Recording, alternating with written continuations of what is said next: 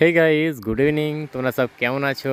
আশা করি সব ভালোই আছো। আমার একটা ছোট্ট ইউটিউব চ্যানেল মেম উইথ ব্লগসে আপনাকে স্বাগতম জানাই। তো তোমরা দেখতেই পাচ্ছ আমরা এক জায়গায় যাচ্ছি বলতে ওই বাড়ি যাচ্ছি। মানে এখানে মানে ডেলি আমরা স্ক্রিপ্ট করি, তো আজকে ওই বাড়িতে যে কটা স্ক্রিপ্ট করব, কারণ বৃষ্টি পড়ছে আজকে রাতে, ভীষণ বৃষ্টি হয়েছে, তো সব স্যাঁত স্যাঁত করছে।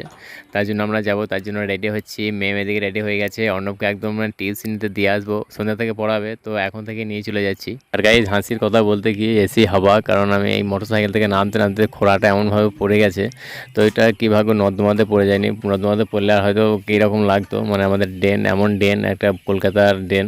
আর আজকে অনেক কদিন পরে এলাম এই বাড়ি, কারণ অনেকদিন আসা হয়নি। আসি মানে স্কুলে দিতে আসি, তখন স্কুলে দিয়ে চলে যাই বা নিয়ে চলে যাই, এখানে ঢোকা হয় না, কারণ খুবই অল্প আসি। আর বাচ্চা ঢুকে গেলে তো এখানে আসা কমই পড়ে, কারণ ওখানে অনেক কাজ পড়ে যায়।